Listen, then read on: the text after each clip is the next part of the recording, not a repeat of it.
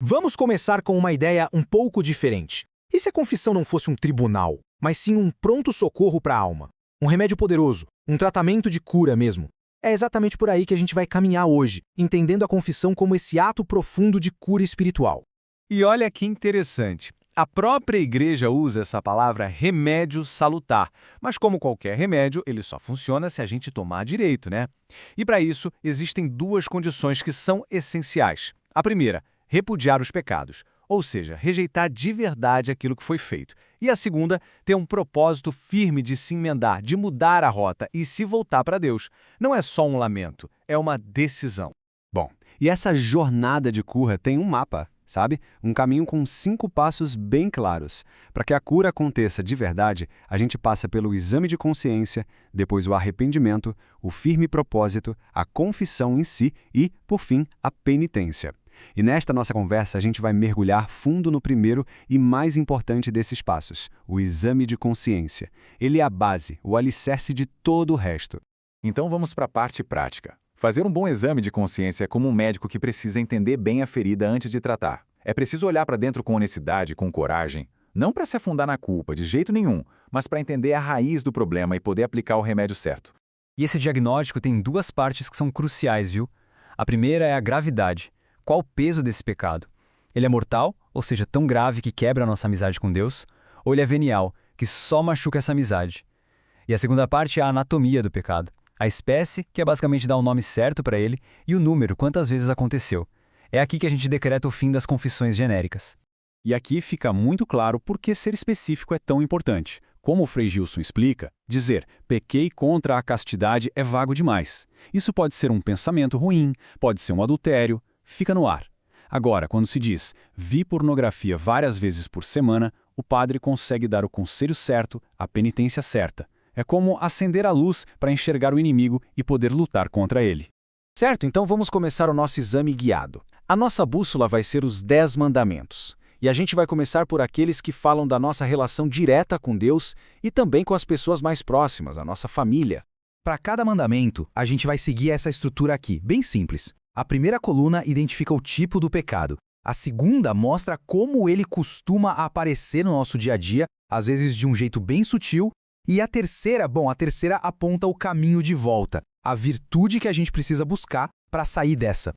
Começando pelo primeiro, amar a Deus sobre todas as coisas. No dia a dia, a falta desse amor aparece em coisas como acreditar em horóscopo, sabe, usar amuletos para dar sorte, ou até ir na missa só por obrigação, sem vontade. Tudo isso é colocar outras coisas no lugar que é só de Deus. O caminho de volta é simples, devolver a Deus o primeiro lugar e buscar a verdade lá no catecismo. O segundo mandamento é sobre respeito. E a gente quebra esse respeito quando faz piada com o que é sagrado, quando jura por Deus da boca para fora, ou, e isso é bem comum, infelizmente, quando a gente fala mal e desrespeita o Papa, os bispos e os padres. O caminho de volta é cultivar um silêncio de respeito e usar o nome de Deus só para abençoar. Guardar o dia do Senhor, faltar à missa no domingo por preguiça ou chegar sempre atrasado por culpa própria, isso é o óbvio. Mas também entra aqui, como o Frei Gilson lembra com bom humor, aquela história de furar o jejum e a abstinência e encher a barriga de bacalhau luxuoso na Sexta-feira Santa. É faltar como sacrifício. Esse mandamento fala sobre honrar pai e mãe, mas se estende a toda a figura de autoridade, claro, a nossa família. E aqui tem uma falta muito comum. Ser um doce com as pessoas na rua, mas dentro de casa, com o marido, a esposa, os pais, ser grosso, impaciente, usar palavras duras. O caminho de volta é simples de entender, mas difícil de praticar. Tratar os de casa com, no mínimo, a mesma delicadeza que a gente trata os de fora. Respeito à vida. E isso vai muito, mas muito além do ato físico de matar. Defender o aborto, mesmo que seja para certos casos, em uma conversa ou numa rede social, é apresentado como um pecado grave.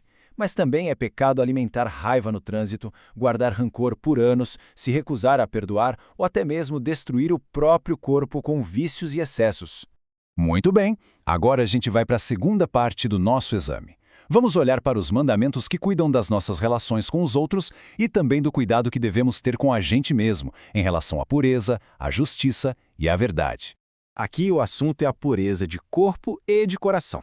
Os pecados aqui são consumir conteúdo indecente na internet, seja em filmes, séries ou músicas, a masturbação, ou mesmo dentro do casamento, usar métodos contraceptivos com aquela intenção clara de se fechar para a vida, o que é visto como um ato contra o próprio sacramento. A virtude a se buscar é a pureza no olhar, nos pensamentos e nas intenções.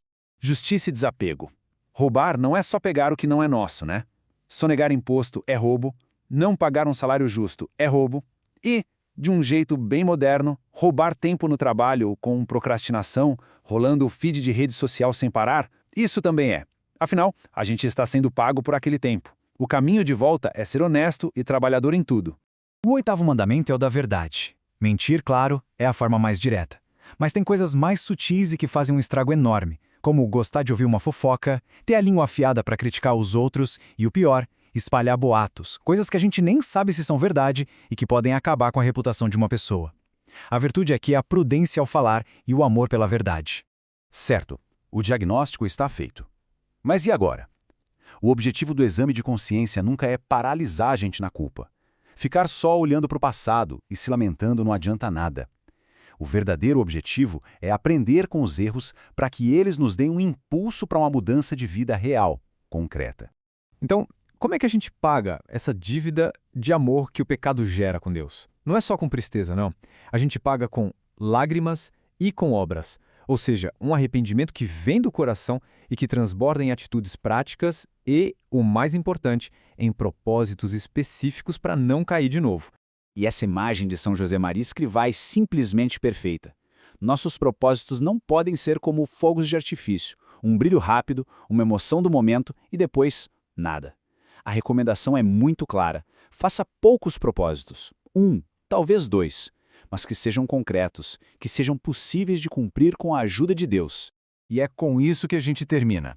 A pergunta que fica no ar não é sobre uma lista de erros do passado, é sobre o futuro. Depois de ter usado essa bússola da consciência, qual é o primeiro, o único, o pequeno e concreto passo que pode ser dado hoje, agora, para começar a traçar uma nova rota? A resposta a essa pergunta é o verdadeiro fruto de uma boa confissão.